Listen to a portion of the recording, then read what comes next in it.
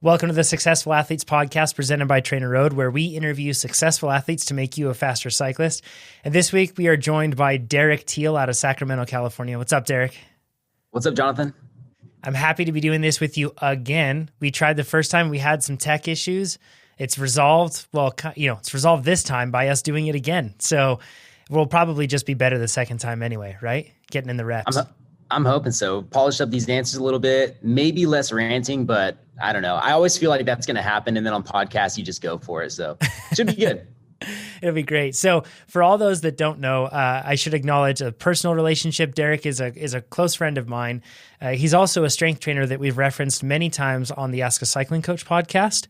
And you can find him at DialedHealth on Instagram. We'll have links down below to where you can find him there, or you can go to DialedHealth.com. and can check out all the strength training stuff he does there. And last week I got to interview my other great friend / strength trainer to cyclists, Art O'Connor as well from Woo Car Fit. So kind of interesting that we're doing both at the same time. It wasn't motivated by strength training or that common thread, but really what this is motivated by is, Derek, I've seen you accomplish a ton in terms of improving as a cyclist, as a person that can put out power on a bike. And I wanted to talk to you to find out all the different things you've done in order to get there. But before we start, just a couple of things. Number one, if you're listening to this now and you want to be on the Successful Athletes podcast, go to trainerroad.com/SAP and you can submit your story about how TrainerRoad has helped you achieve any level of success. And please do that. We love hearing from you. So do that. And then also, if you're listening right now, you can rate this podcast 5 stars and it will make it so that more people will find it. And with that, Derek, let's just get straight into things. Your background is not a crit racer, not a cyclist, not even in many respects like a true endurance athlete, as much as you are a pro downhill racer and kind of like a phenom with this. Like, did you ever think, young Derek, did you ever think that you would somehow, someday, be this person who's excited to get in Lycra and go for these long road rides? No, and I got to repeat myself from the first podcast. But honestly, my 16-year-old self would have kicked this version of me directly in the I could have never seen myself in Lycra, just out crushing road rides, doing what I'm doing now. And I do love still riding all the disciplines. I really don't shuttle much anymore just because I like to pedal so much. But it's amazing how this side of the sport has really made my mountain bike rides better and even my descending better. So it's just really, it feels like it's come full circle. And I think at the place I'm at in life, I know we'll probably get into it, but it's been such a good fit. And it's honestly, things like TrainerRoad have been what has kept me consistent, kept me riding and progressing. And it's just been honestly great for my business, understanding the athletes I'm working with. So there's so many layers and reasons why it's been a good fit for this time in my life. But to answer the question, no, man. As a 16-year-old who came from skateboarding and action sports to downhill racing, and even before downhill racing, I haven't told you this, but I just was digging dirt jumps and mulch piles and practicing flips and doing Supermans. And I wanted to be Kyle Straight in Red Bull Rampage. Sure. So that was even before the downhill. So yeah, to think of myself, clipped in, because I was the Sam Hill generation of flat pedals and downhill, refused to try clips until kind of one of my first comeback years as pro. And here I go. I'm already ranting for you, but literally the first day I went through a rock garden and my feet didn't move. I was hooked. It wasn't even about the pedaling advantage. But anyways, yeah, I mean, there's been a lot of time between those two Dereks, I guess. Yeah. Now you're 4.7 watts per kilogram, which is amazing. Congratulations. You are also within that. You're an athlete that has been able to exemplify consistency to me. And across the board, when we look at our athletes, what is the greatest common denominator amongst athletes that are seeing improvement? Consistency, right? So, and you're just a great example of that for me. So I want to dig into that. Let's get into how you achieve that. But before that, let's get into a little bit of your background a little bit more. You weren't just a kid that was, like you mentioned, riding in dirt jumps and doing that stuff, but you're on a trajectory for success in the world of downhill mountain biking. Can you share a little bit of what your aspirations were and then how eventually you pivoted away from that? We probably don't have to go in, full depth, but something that you can kind of give people some context so then they can understand the athlete that you were when you were growing up. Yeah. So I did grow up mountain biking from the age of 12. My dad bought me a mountain bike. I was digging dirt jumps, and I did my first downhill race by the time I was 14. I think that just getting a mountain bike, I mean, I literally had never ridden one or seen one, and I got this Kona stuff hardtail. And my dad just bought it for me. I didn't ask for it or anything like that, but he was a mountain biker, and it just led me to checking out magazines in a store, my Mountain Bike Action and Decline and all those magazines. And from there, I saw downhill and I saw free ride, and we were so close to our local trails in Auburn, California. It's an amazing canyon with just such great access. And so we started doing downhill runs, and I started going to North Star on my hardtail with mechanical 4-inch calipers and just 4-finger gripping down Carpiel, when I was 15 years old, and I was suited up like a hockey player. I crashed almost every run, but it was just the most fun I had ever. And I started racing, had a lot of success early on. I basically went from the beginner category up to the expert to pro category within about a year and a half. Wow. And I really credit a lot of that to just in my head, I had no limits, to be honest. I just wanted to go fast. I was having so much fun. I didn't care about training. I didn't care about pacing myself or nutrition or anything. And I think crashing. At that time it was a crashing. Exactly. It was just a real advantage at that time. And it allowed me to go out and just honestly, for lack of a better term, just send it. And so I got a lot of recognition and then became one of the competitive juniors in the nation leading into my junior expert years. So that was junior expert, 18 and under. It'd be like Cat 1, a junior now. And so as a 17 and 18-year-old, I ended up riding for Yeti Cycles. They had an amazing downhill program. And I got on it when Gwyn was just coming on the team. Sam Blenkinsop had just won a World Cup. Jared Graves was prepping for the Olympics, or it was just the year after. I can't remember. But it was just the most all-time roster of athletes. And I got to go to training camp with them and Fox testing. And it just opened my eyes into the world of being a professional racer. And really from there, it was very up and down for the next few years between injury and weird races. I ended up falling out of the sport and becoming a personal trainer. So that's kind of a slow outline of what my riding looked like, I guess. And when you became a personal trainer, because now you're a strength coach for cyclists specifically. So was that your goal originally, or were you just getting into strength training kind of like separate from and never with this plan of just serving cyclists like you do now? No, well, when I got into personal training, it was really because when I had slowly fizzled out of racing, which obviously wasn't planned. Like my whole life, I just thought I was going to be a downhill racer. Everyone thought, I mean, I really was on that perfect path to do it. So not doing it was strange. And I was exposed to so many, layers of the back end process of training. And we had nutritionists. And I mentioned this before to you, but, I was told to eat black beans and tomatoes for the first time. And it blew my mind. As a 17-year-old kid who grew up on Gushers and Reese's Puffs and Hot Pockets, And so that really had an impact on me. And then doing the actual strength training, I think with Yeti, we were with James Wilson at the time. So shout out to him. Even as I had come back into downhill a little bit on my own, I trained with Scott Sharples, who's Sam Hill's coach and a legend in the sport. And those were my first real, introductions to strength training and why you need to do it for cycling.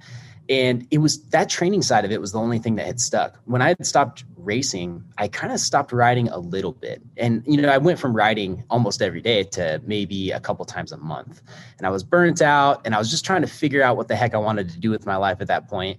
But I realized I was paying attention to my nutrition. I was doing a P90X, funny enough.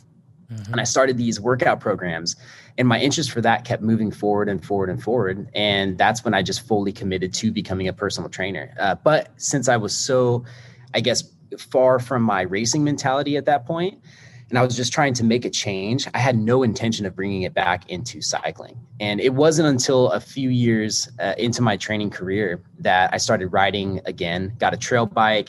Trail bikes were getting really cool. I had a Nomad, and I just had more time to ride, and I was exploring Santa Monica where I was living at the time. And I was working for a gym called Equinox and just absorbing everything. And they were so into a movement and just functional fitness in general that me trying to build workouts for my rides that I started doing again, and these trail rides where the volume of pedaling was higher than I had ever done up until that point. It was exciting because I knew there was something there, but I had a lot of confliction. And so yeah, I started riding more, started training, moved back up north. And I just got that bug, I think like most people do who leave sports, where I just felt like I had unfinished business. Enduro was coming around and I wanted to really try my hand at it. So I just thought, okay, I'm going to give myself a couple years of racing enduro. And if I don't have a full-on EWS pro contract signed by the end of those 2 years, I need to go all in on my personal training. And I did really well. I conquered a lot of demons I had in racing, but I wasn't at the point where I was beating the guys who I needed to get that contract. So that's when I had fully committed to DialedHealth. But I really credit those 2 years of enduro racing to giving me a clear focus on strength training for cyclists, because it was in my training for those couple years of racing where I started having all the conflictions of strength training with riding, because I'm like, oh my gosh, I'm a, quote unquote professional in mountain biking. I'm a professional in general strength and conditioning, and I'm having so much trouble syncing these together. Because even when I have a perfect workout written out, by the book, functional, athletic, all the cool buzzwords you want to talk about with training that a workout should include, I was doing it, but I still wasn't feeling good on the bike. And I just really knew, I was like, man, if I'm having this much trouble with this, I know other people are too. And I'm not able to find the answers. I mean, if anyone was able to do it, it should have been me, and I still was having a hard time. And that really got me focused on it. Sure. So I'm going to give you because we're going to get into your training on the bike now after this quick little thing here. But you've mentioned this before on your Instagram, and it was just recently. And we talk about this a lot on the podcast. And if you get tired of us talking about how cyclists need strength training, I'm sorry. You're going to hear a bit more. Derek, can you just give us a very quick pitch on why cyclists need strength training? And then we can move into your training on the bike and how you've gotten better and all that stuff. Yeah, absolutely. Okay, so I did just write this on my Instagram. So I pulled up my notes for you because it is so much more clear and concise the way I wrote it.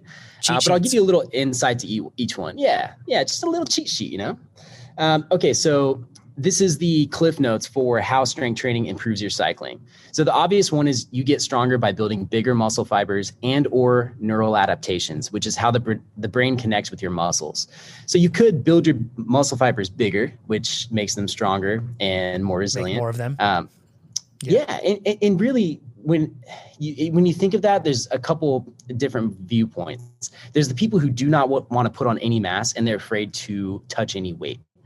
And then there's also people who do want to put on muscle mass and are more, I guess, like weekend warrior riders.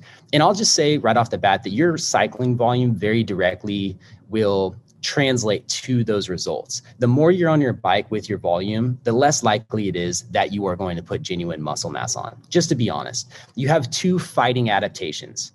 And so the less time you spend riding, the more time you spend in the gym, or even doing more toward the gravity side of the sport, like downhill riding, where it takes a lot more total body, the more likely you are to put on muscles. So of course there's nuances, there's exceptions to every rule, but that is generally the idea. If you're someone who is, let's just say, a TrainerRoad user, you ride, let's say 3 to 5 to 6 days a week, and you start incorporating strength training, it is going to be so difficult for you to put on genuine muscle mass. You're going to gain probably a little, but it's going to be more of a focus on the neural adaptations for you, which is activation. And that's probably the most important thing at that point. So once you have the muscles activated, this goes to our next point, which is less compensation. Certain muscles begin to turn off after time in the saddle, mostly the ones on the backside of your body. Keeping those muscles activated helps your primary muscles not become overused. So we all know as cyclists, your dominant pedaling muscle, let's just say, are your quads, the top of your thigh. Those muscles make your knee extend. You can't get past the point. You just can't get past the fact that those are going to be the primary movers. However, you do have muscles that assist with that whole operation. Your glutes, your hamstrings, your calves, everything's connected. So you'll feel things through your core and your low back. Now, the goal isn't to have your hamstrings do the majority of the work because it's almost impossible. The goal is that they're activated and working a little bit so that your quads aren't taking the brunt of everything, so that your glutes are activated and your hips are able to stabilize your pedal stroke and keep your knees aligned. So that less compensation leads to injury prevention. And also because of hopefully the mobility you're doing with your strength workouts. If you're doing one of my strength workouts, you're always going to have mobility included. That is another layer of injury prevention where you basically have a more stable body from the strength training to handle the tweaks that happen while you're riding the bike or when you hit the ground. So you hit the ground, you have the obvious. If you have a little bit more muscle in your body, it's like padding. That's a good thing around your bones. But if you have more mobility through your joints, your body can just literally ragdoll more and move without tearing something. If your overhead position is horrible with your shoulders and you flip over and your arm flings overhead, the chance of you tearing something is way higher than if you have insane overhead extension. So it's just kind of common sense of thinking how the injury prevention works and why the mobility is important besides just feeling good and recovering and not having the overuse. And then also just the tweaks on the bike too. When your body and your muscles are activated, they're a little bit more turned on. Things through your core and your hips and your shoulders are connected. So when let's just say you're turning a corner on your road bike, you hit a pothole you didn't see, and then you have that quick jarring motion, or maybe you start sliding out and your back wheel catches traction and you have that quick high side, that all those like tweaks and jerks, the effects of them are really mitigated by the strength training. And then that leads us to more comfort. Your body has less compensation. It's more stable. You're more aligned. And so better alignment and activated muscles means more comfort while riding. Most of us know how back, neck, or knee pain can eliminate your ability to put down power. And that's so true.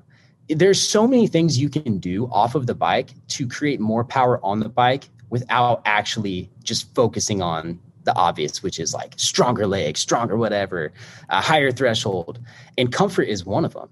And I mean, shoot, I've had that feeling so much where I'm on a mountain bike ride and I'm going up a technical climb and my low back starts cramping up and then the descent isn't as fun. I want to sit down. Or I'm on a perfect road ride. All the conditions are there, but my neck pain is getting so bad. My traps are getting tight. I just want to get off the bike. And it's disappointing because you're like, this should be the best thing ever.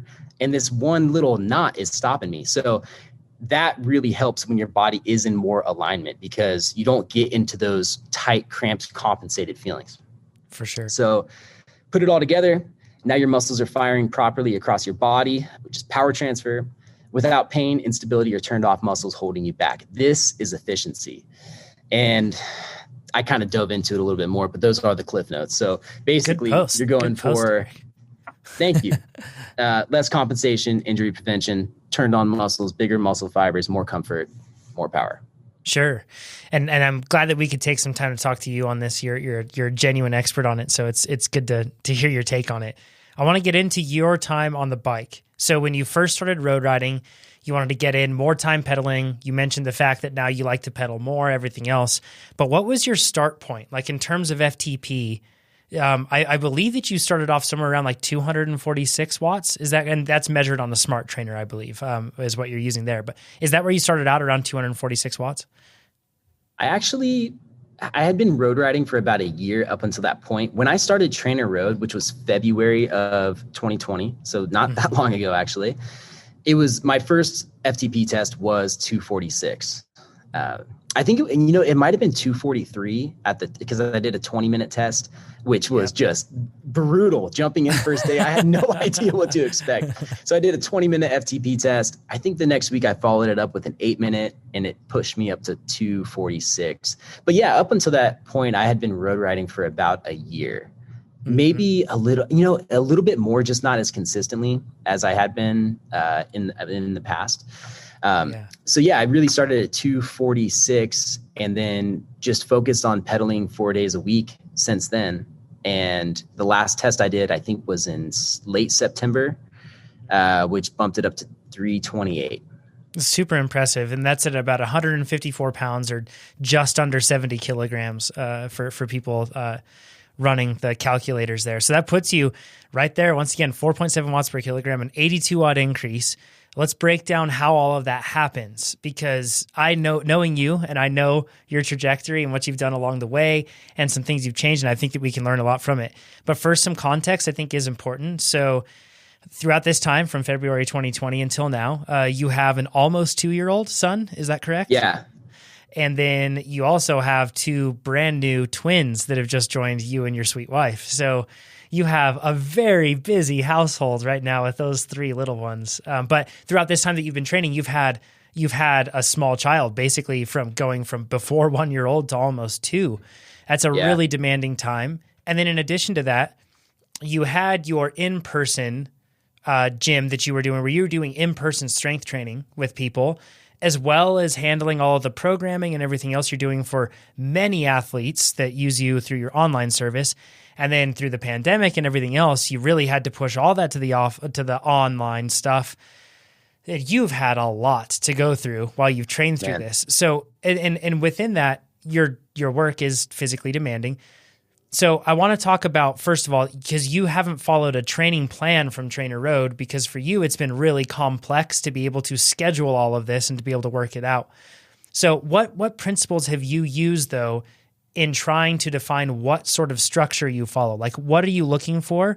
And then how do you schedule it through the week? Yeah. Thank you first off for acknowledging all of that, because it's a lot.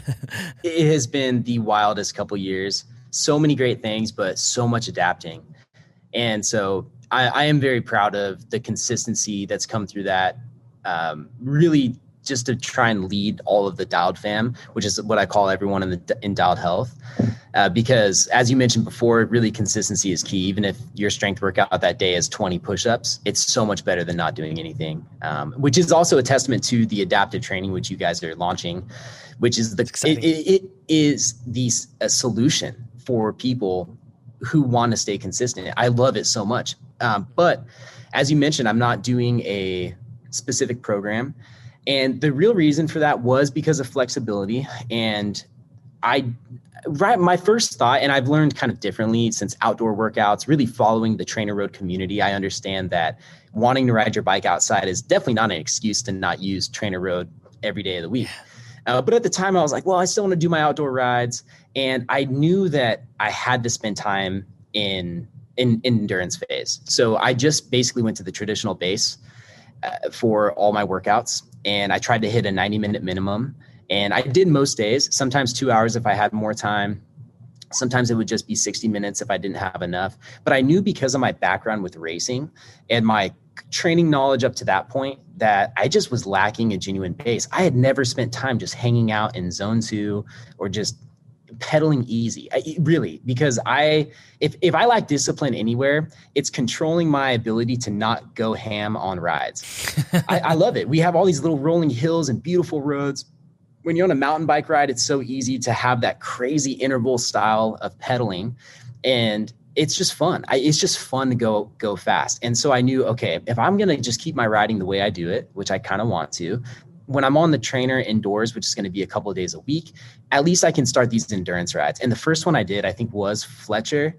And we know it's like a 64 TSS. It's nothing insane, 90 minutes, but it's steady.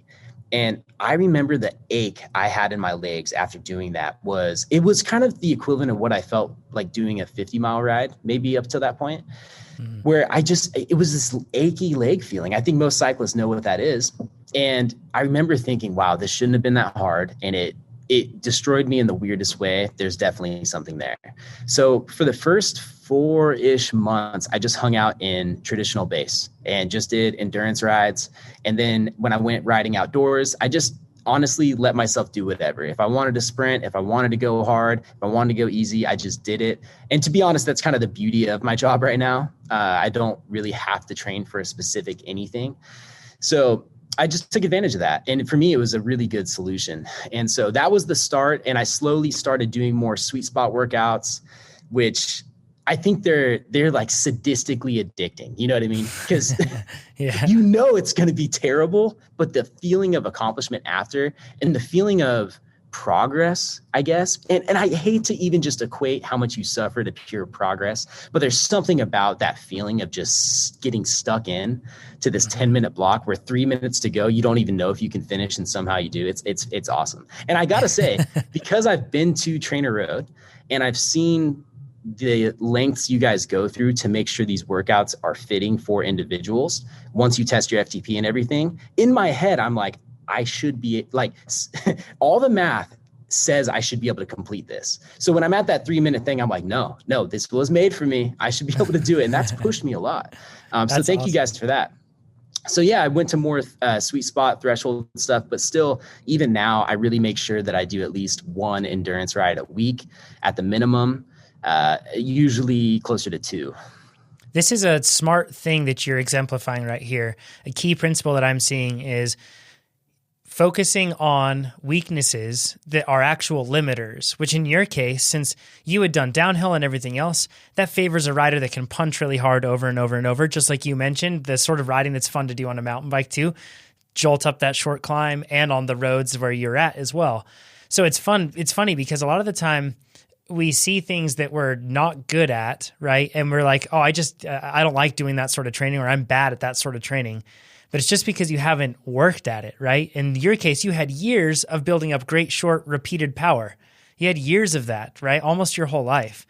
So then it's great that you then saw the other side of the coin. You're like, okay, I need to build on my endurance, and then slowly started bringing it in. So throughout this, you're adding intensity.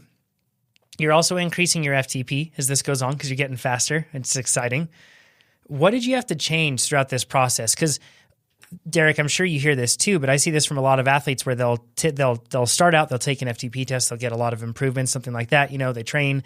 And then after that, they'll get to a point they're like, man, I'm just struggling. Like it's harder to get the improvements that I want. And sure, the improvements may not be as rapid as when you start, but what have you done to be able to keep yourself going? And I'm talking about the accessories to the spinning time on the bike, right? So nutrition, sleep, all the other stuff. What are the things have you had to change about how you've trained as you've gotten faster to continue to see improvement?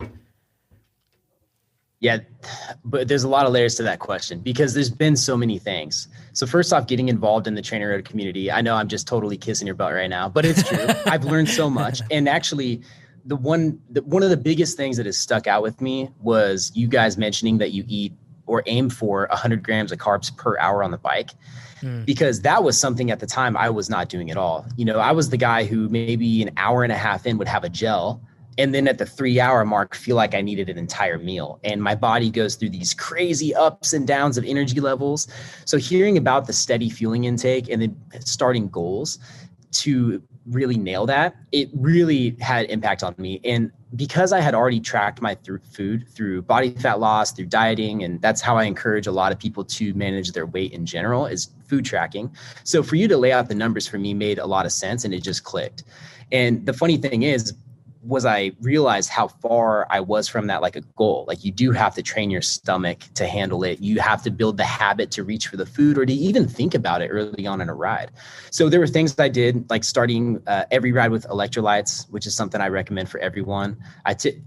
Usually I like to start with, a lower carb electrolyte just to sort of get the sodium in my system and try and hold on to any water a little bit better throughout the ride. But that has some flavor. And then I'll start with a gel. And I kind of got to the point where I was like, okay, maybe I can't do 100 grams per hour, but I can aim for 50. And I started hitting that. And it was crazy how the back half of my ride just had PRs after PRs after PRs. And even bringing food out to my garage where my indoor turbo trainer set up, I started picking food based off of the carbohydrates goals that I had. And I looked at the time. And it's just funny hearing why people maybe wouldn't do that on shorter rides where it's like the whole mindset of, and I think I had this too, where I don't need to eat to finish this ride. Like it's not about survival. I'm not on a 2-hour ride having to eat, for me, my goal right now is between 50 and 75 grams of carbs per hour. So if I go on a 2-hour ride and I don't eat, let's just say 100 grams of carbs, I'm going to be fine. Like I'm going to get home. Yeah. And But the truth is, if I don't take the time to stop and get that nutrition in halfway, or I break it up and maybe do 45 at the 45 mark and then hour and a half mark, which is probably what I do now, then it's just the back half of the ride isn't as efficient. I don't come home as strong if I don't eat. And when I do eat, not only am I seeing the PRs on the back end of the ride, I just feel better. And I also don't walk in the door famished, just racing to, I mean, I have walked in from rides and drank maple syrup out of the bottle before. And I know I'm probably not the only one to do something like that. For sure. So, yeah, you don't want to walk in the door and instantly call Domino's because all of a sudden you just are like, I need Coke, a 2-liter. And if you forget the ranch, I'm going to lose my mind. Like, you know, you don't want to be that guy. So the nutrition for me was a component off, I don't want to say off the bike, but a different variable besides just physical power that made a huge impact. Same with hydration, just being a little bit more on top of that. Like, I'll be honest, I don't have an ounce per hour goal because I think it's very dependent off of your weather and off of some other variables, you know, with your general diet. That's just kind of where I'm at now. Maybe I'll dive into it more. But those were huge. And then really seeing the results through the consistency off of a program made me realize the importance of consistency because I was starting to surpass some other riders, or I was talking to people online who were kind of wondering how I was continuing to make progress. And I was like, you know what? I just don't miss. I do not miss. I reschedule. Obviously, last year with everything happening in the world, it was easy to be home and to not travel and always have access to your bike. So I took advantage of that.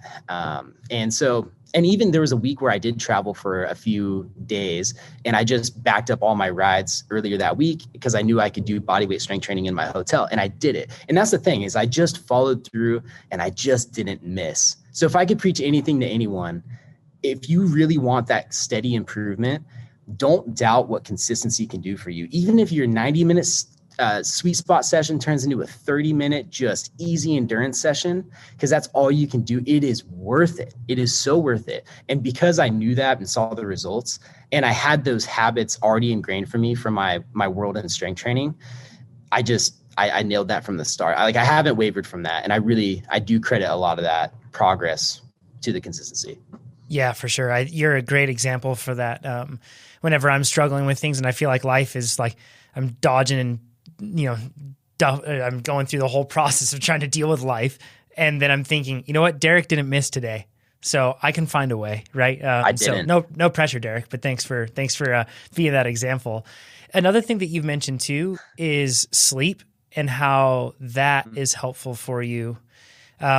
You mentioned actually that you were struggling with knee pain, like the typical like IT band syndrome stuff. And actually you noticed that getting more sleep helped with that, but also helped make you faster too. How did you end up adjusting that? Because with a 1-year-old, that's really hard.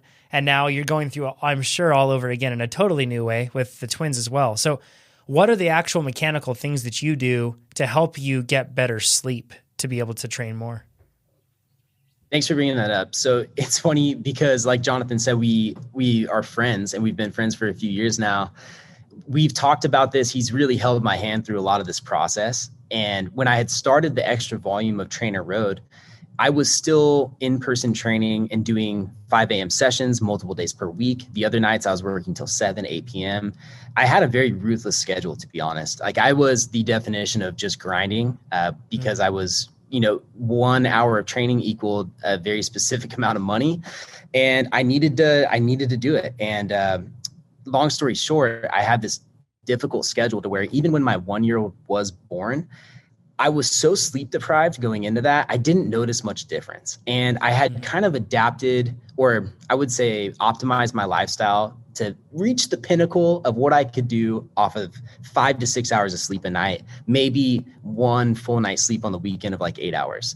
So that means I had my workouts had gotten to a point, my rides had gotten to a point, but adding in the TrainerRoad volume, which also took me from 3 days a week to 4 days a week of riding, which was just a personal decision, I just started getting knee pain. So it was achy knees, it was patella pain, it was IT band, it was all this stuff. So I began to do ice baths, and I'm just doing all these different recovery modalities where it's not that they don't work, don't get me wrong, but when you have such low hanging fruit, like that obvious lack of sleep, you can't ignore it. And I was ignoring it. I knew it was an issue, but I didn't feel like I could change it based off my lifestyle. So I just kept, not changing it.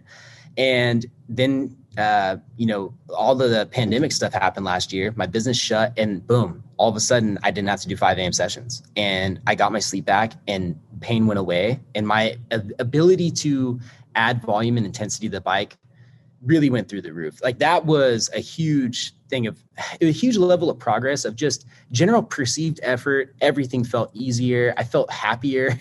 I felt more excited about getting on the bike. Pain went away.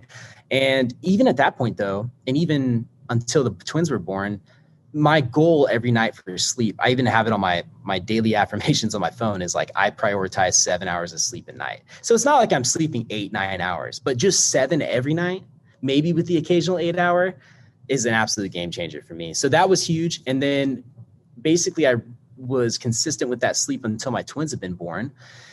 And of course, I'm not sleeping 7 hours a night. Last night, I was up 3 different times last night for 45 minutes apiece, because there's 2 babies. My wife can't do it all. It's the change, it's the feed, they spit up on you. So you got to rechange this and that. And so, I'm lucky now to get 6 hours of sleep that's broken up. And guess what? My knee pain came back. Yeah. And I'll be honest, I'm kind of pushing through it at the moment. I know that the twins' sleep is temporary. There are some nights that are better than others where I feel like I almost got enough sleep, but I do notice a little bit of that achy knee pain coming back. And I'm just trying super hard right now to stick to my volume that I'm doing. And I will say, even though I'm pushing for that, I have released myself of the idea of doing an FTP test, because although I am still seeing PRs out on the road, which is really cool, I don't even want to put that pressure on myself right now. Yeah. And totally. It's frustrating because even leading into the end of last year, I was very adamant about getting to 5 watts per kilo, which is still my goal. And then, I ended up getting sick, all these other variables, the twins come in, yada, yada. Here we are. I still haven't taken an FTP test since September. And I really don't plan on doing it until I can start getting consistent sleep again. So I've given myself a little grace there, but it is just the reality. You can, fight through it all you want, but it's not going to change your body's ability to adapt. I mean, yeah, I get both sides of it. Well, like you said too, this is when you adjust, right? Like, and you have to understand that adjustment isn't failure. Adjustment's still sticking to the plan, right? The plan is consistency. And if you get that in your mind, then you'll be able to be a whole lot more successful at following that plan, right? So there is flexibility within it. So throughout this whole process now, I wanted to ask about your motivations. So like you mentioned the 5 watts per kilo thing, but and this is just like a personal thing as your friend and knowing so following Derek is an absolute blast on a mountain bike. I mean, if you can, when he's riding very slow, I can follow him. And it's so cool to watch. Are you planning on racing with all this amazing fitness? Because to be frank, if you race cross-country national championships at 5 watts per kilogram, I think that you could win a national championship. Like, you are because your efficiency is so high on the bike. So is that the plan here for racing, or do you just plan on, like, I love being fit, I love being able to do this? So like, where's it at for you? First off, I need Alex Wild to confirm or deny what you just said, because that felt like a big claim, even though I didn't even say it. But no, Masters national championship, I should say, not pro. I'll clarify that. Yeah. Okay, thank you. That makes more sense. Yeah. No, it's funny. I've done so much mountain bike racing over my lifetime that I currently really don't have this big pull to race specifically. I am getting more interested in kind of one-off events that look fun, a little bit more endurance heavy. Things like Downeyville, I was signed up for that last year and really excited. That was a motivation for me. Some of the Belgian waffle ride gravel stuff looks really fun. Some of these one-day races, but also these like Trans-Cascadia type races, Trans-BC races, where multi-day stage enduro or multi-day stage cross-country races look just like a blast. To be honest, I was just talking to someone about it. It's almost like a guided tour through all the trails you'd want to ride on that trip anyways. You know, so it just looks really fun. There's events like the TDS Enduro that you have to be a part of because they're so cool and wild. And, you know, there are events like that. But in general, I don't feel a draw to racing just because I hate to say it. I just feel like I kind of have been there and done that. Like I know what the weekend's going to be like. And I'll be honest, with the family I have now, with the focus on the business, it's hard for me to devote all the time and energy and resources into such a scheduled, structured weekend that's not really on my own terms. So those are honestly the lifestyle kind of reasons why. However, I am kind of interested in doing some road crits. Those look really fun. And then the XC racing, I don't know. We have so much of it local. And I think if it made sense for DialedHealth, like if I could do it in a way that added a lot of value to the business, which I really believe I can, I'd like to race a little bit more. So once I can get better at delegating and DialedHealth grows, and maybe I can put more emphasis on that, I'd like to. But really my goal for 5 watts per kilo, it's kind of like this, what's the word I'm looking for? Not glamour wording. It's like a vanity metric. It's like a vanity metric. Yeah. It is. It's a total vanity metric. But to be honest, it's kind of credibility to my product. Personally, yeah. I think a lot of people who train with TrainerRoad, who are in the more endurance side of cycling, they understand what that means to be 5 watts per kilo. And they just know that it's not something you can just fake or pretend or just talent your way to. It just takes a lot of work. And I think to accomplish that with the strength training that I do is just a great testament to my own product. And that's a big motivation for me. And then also now with the growth of DialedHealth, and there really are a lot of people that get inspired from the content. And like you mentioned, if you have to think about me not missing your workout to get your workout done, well, you tell me that, and I get messages like that all the time, but then that's extra motivation for me. I'm like, oh man, I really can't miss now. And that's the double-edged sword of me being so vocal about my training, is that although it's inspiring to other people, it keeps you accountable, man. It keeps you on the hook. There's things I've said in my podcast to where I'm like, dude, you are going to have to live up to that now. And that's a stretch. So yeah, it's the value of community, right? Yeah, and putting those sort of expectations. Thing. So your motivations are much less about achieving something at a specific race, but much more about refining the process, having that process in your life, being able to teach with that process, and being able to lead with it. And you do that really well. I think you're a great example for me. So me fanboying on my friend here on the podcast. But one of the things that I want to ask you, kind of like is like the parting questions here. So everybody is bad at something in the training process. We talked about the fact that sustained work was something you were bad at. Talked about how you improved with nutrition, right? We talked about how you've improved with sleep, all that stuff. So we've covered that side. But what do you find that you're uniquely good at? And it could be earned, like all the things that we've discussed now, you're now good at those. But coming into the game, what's something like a card that you have that you're really, really proud of? Like something that you do really well in the training process. That may be a certain type of workout or something you do off the bike to help the training, anything in that spectrum. So the biggest glaring one to me is the consistency, but we already talked about that. So I'll leave that off, but I really do believe that's number one because I don't miss, but another one, it would probably be my mobility and recovery that I do daily. To be honest, I told my wife recently, I'm like, I told her I'd come back from a really good ride. It was just one of those days. I felt great. I think I got a KOM on something. And I was just like, oh yeah, that wasn't a tailwind. I was just really good that day. I was just, sure. Yeah. Living high on the hog. You come back, you're feeling good. Yeah. But I told her, I was like, honestly, Lish, I'm so like relieved that I'm getting faster because I feel like in the last couple of years, I spend so much time in front of the TV with a foam roller. Like it's rare that I even just sit down and watch TV because I have a lacrosse ball and I'm doing gapping between my knees, or I have a Theragun, or I'm doing some stretch. And I do that so much that for a while when I didn't see the progress, to be honest, really before I started pedaling consistently with TrainerRoad and doing what we had previously talked about, I didn't see as much progress as I wanted to. And I'm like, man, this is my job. Like I kind of need to be the fit guy, and I need to be the fit guy on a bike. And so all the mobility stuff was things that I had done for injury prevention. It felt mandatory, but as I added the road volume and all the pedaling volume in general, it became more necessary for that recovery. And so, yeah, I would say my daily commitment to stretching, tissue release, so foam rolling, any deep tissue work, Theragun, and just general mobility it's really good.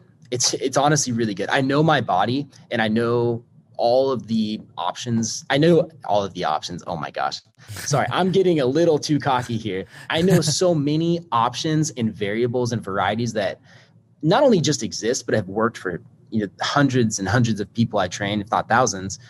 And then because I know my own body well, it's like I can go to it so quickly. And sure. I'm like, oh man, I can just be walking into my house and I can just be like, ooh, I need this one stretch real quick. And I do it. And because I do spend time doing that, even though in the past I felt crazy, like, why am I doing all this?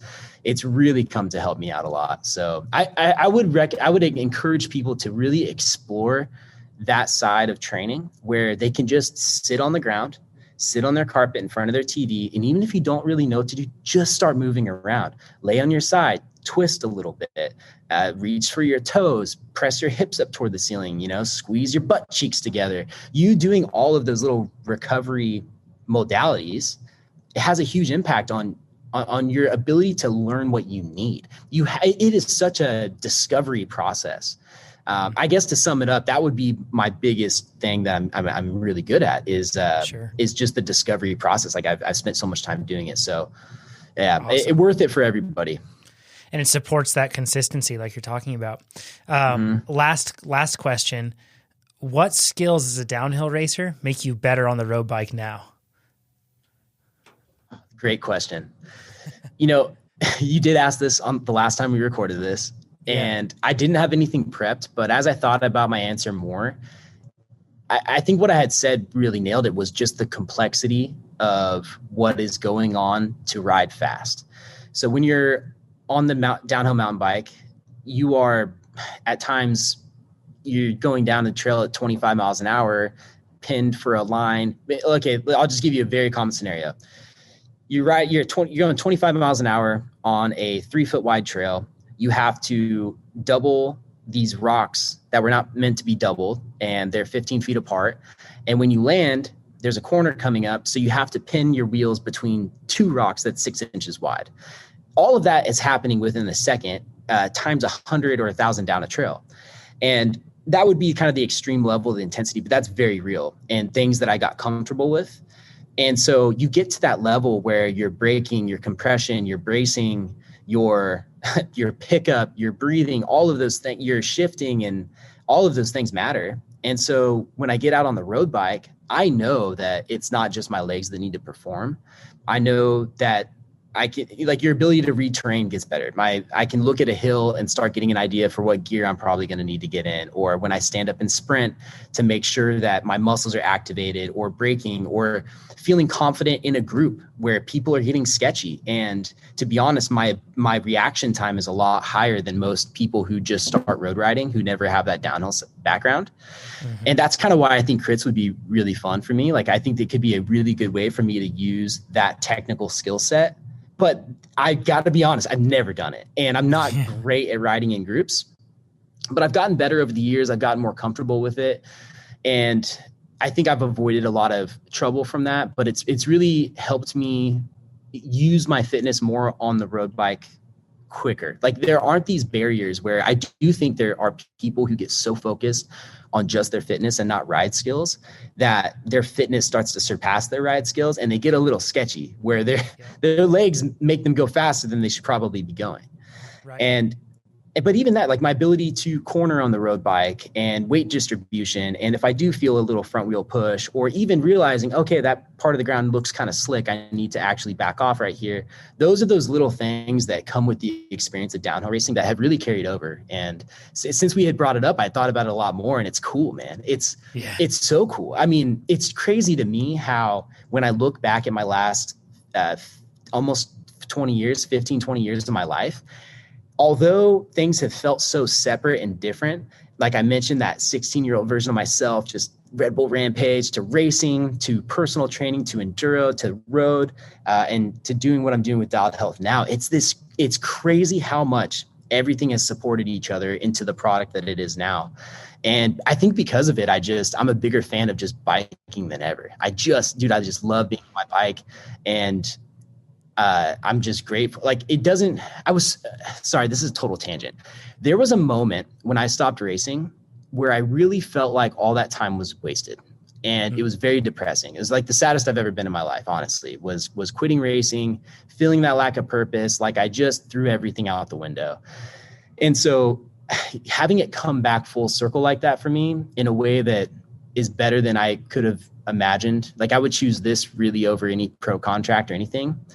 It's really, really fulfilling. And, but I will tell anyone listening that if they've felt that way and that I didn't plan on it coming back this way. And I had the luxury of choosing to start my own business, and it is a luxury in a lot of ways. So I was able to direct it back. But I will say is I don't feel like that all that happened for no reason. There is probably somewhere down the road where you're going to use those skills again. Even the way racing has come into my business mindset and helped me with business. It's insane. So just a word of encouragement for anyone, don't be afraid to put your head down and just really get stuck into something, because even if you back off at some point, it's probably going to come back and help that next season of your life. Awesome. Derek, thank you so much for doing this, man. I appreciate it personally, and also I appreciate it on behalf of all the people that are listening as well. It's cool to talk with athletes that are striving so much toward consistency, because that's the greatest factor that I can see that makes people faster. So awesome stuff. If people want to get in touch with you and they want to check out DialedHealth, they want to follow your strength training plans, or just catch up on all those different things you're doing, where can they follow you? Yeah, so you can go to DialedHealth.com to see all the products I offer in regards to strength training and mobility for cyclists. You can go to my Instagram, which is @DialedHealth. And that will, if you follow me there, you're going to see a little bit of my daily life, but just a ton of training in the gym and on the bike, a lot of fun stuff, and some really practical workouts that you can implement that I put out for free on there. So thanks for the support, you guys. And if you've been listening to this and you want to be on the Successful Athletes podcast, you can do so. Remember, just go to TrainerRoad.com/SAP, and you can submit your story on how TrainerRoad's helped make you achieve any level of success. With all that said, Derek, thanks a bunch, and we'll talk to everybody next time. Thanks, guys.